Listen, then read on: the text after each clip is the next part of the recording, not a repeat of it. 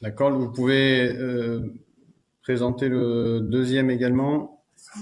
Oui, avec plaisir. Là, c'est aussi un amendement qui est enfin, important parce qu'il s'agit de la Papotec. C'est une action d'une association qui est conduite par des bénévoles et qui a fait un travail considérable, comme beaucoup d'autres, hein, dans la période du confinement. Elle est située au cœur de Nice Rouge, à proximité de Mistral. Et les bénévoles ont servi ou livré des repas à 152 personnes, suivies à leurs frais, hein, c'est-à-dire déplacement, téléphone, etc. Environ 300 personnes pour les courses, l'accompagnement, les assistances diverses pendant toute la période. Et ce qui est très intéressant, c'est que c'est très pluridisciplinaire et très intergénérationnel puisque ça a concerné des personnes âgées, des mères célibataires, des étudiants, 4 étudiants, des handicapés. Et donc cette association est mise en difficulté par Actis que vous présidez, puisqu'elle est poursuivie pour un retard de loyer et elle doit comparaître au tribunal en plein été le 30 juillet prochain.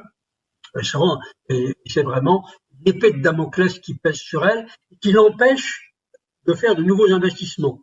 Je rappelle que dans les locaux d'Actis qu'elle loue, l'association a effectué pour 190 000 euros de travaux. C'est donc vraiment une valorisation du patrimoine d'Actis que vous présidez qui a été effectuée.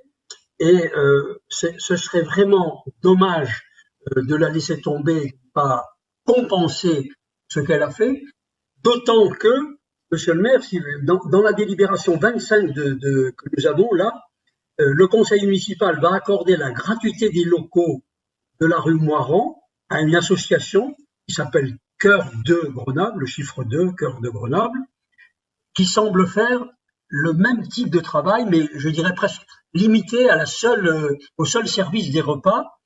Et cette gratuité des locaux municipaux, c'est un montant de 6 000 euros. Et il y a la gratuité des fluides également. La dette que l'association La Papotec a à l'égard d'Actis, c'est 7 000 euros. Donc ce que je vous demande vraiment, c'est au fond l'équité, la justice. C'est que tout le monde puisse être aidé de la même façon et que soit le conseil municipal décide de voter une subvention de 7 000 euros pour soutenir cette association, soit comme président d'Actis et votre conseil d'administration, vous renonciez à la poursuivre.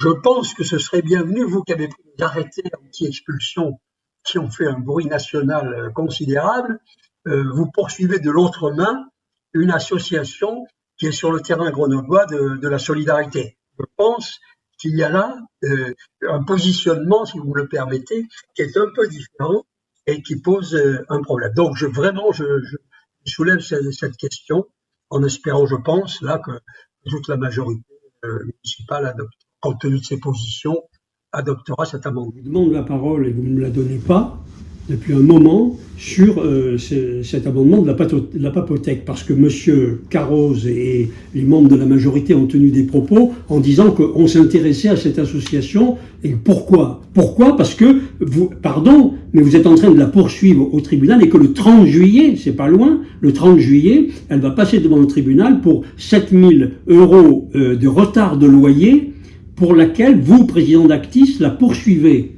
Et donc, au moment où il y a la période de confinement que nous venons de vivre et où la Papotec conduit ses actions, je vous alerte. La majorité municipale noie le poisson. Moi, compte tenu de votre position de fond sur les expulsions, les poursuites de loyers, la poursuite des habitants, le soutien à cela, pardon. En fait, on a eu le débat. Vous non, mais attendez, mais dans ce cas-là, moi je demande un vote personnel que chaque membre de la majorité. Ah non, on a voté les présidents de groupe. Ça marche pas, il faut être nombreux. Ben, écoutez, les présidents de groupe, c'est un vote. Moi, je demande un vote individuel sur ce sujet, que chaque membre de la majorité accepte de poursuivre une association. La démocratie ne marche pas comme ça. Vous ne pouvez pas, vous êtes tout seul. Et pour demander un vote personnel, il faut un certain pourcentage du conseil municipal que, en étant tout seul, vous ne réunissez pas. Eh bien, j'appelle les Grenoblois à changer ça. La délibération démontre le sérieux des réponses municipales. C'est une délibération qui est présentée par M. Carroz, qui m'expliquait, s'agissant de la Papotec, qu'il n'était pas question d'avoir de délibérations spécifiques sur une association, parce qu'il fallait voir les choses globalement, comme l'a dit Richard Cazenave sur le sport, et le fait de prendre une association spécifique, c'était vraiment la pire des choses. Or, il s'avère que là, nous avons la mise à disposition d'un local rue Moirand, à une association qui en vaut sûrement la peine, et donc je ne comprends pas comment on peut le faire pour une valeur de 6 000 € en prenant en charge les fluides, et que, en parallèle, M. Carroz soutienne Éric Piolle, qui poursuit, parce que là il ne s'agit pas même d'aider, qui poursuit une association, la Papotec, au nom d'Actis, pour lui faire rembourser un retard de loyer de 700 €. Donc vraiment, je trouve qu'il y a vraiment 2 poids et 2 mesures, et que c'est pour cela que je vais réitérer mon amendement, oralement, pour proposer